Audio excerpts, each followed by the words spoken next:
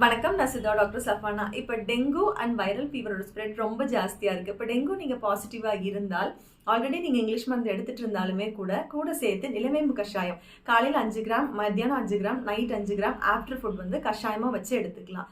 Platelet count ரொம்ப கம்மியாக ஆரம்பிக்குதுன்னா தாராளமாக பப்பாளி இலை, பிஞ்சு இலை எடுத்துக்கோங்க. கிரைண்ட் பண்ணி அதில் ஜூஸ் மட்டும் எடுத்துக்கோங்க.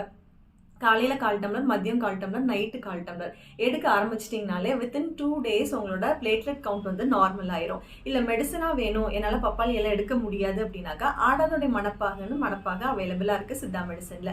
அதை வாங்கிட்டு காலையில் 20 ml, மதியம் 20 ml, நைட் 20 ml எடுத்துக்கோங்க. பாடி ரொம்ப டீஹைட்ரேட் ஆகும்போது, ரொம்ப ஹெவி ஃபீவரில் யூஸ்வலாக பாடி ரொம்ப டீஹைட்ரேட் ஆகும். அப்போ நீங்கள் வந்து பொமக்ரேனட் ஜூஸும் மொசம்பி ஜூஸும் இது ரெண்டும் ரெகுலராக ரிப்பீட்டடாக குடிச்சிட்டே இருங்க. நிறைய சுடுதண்ணி குடிக்க பாருங்கள்.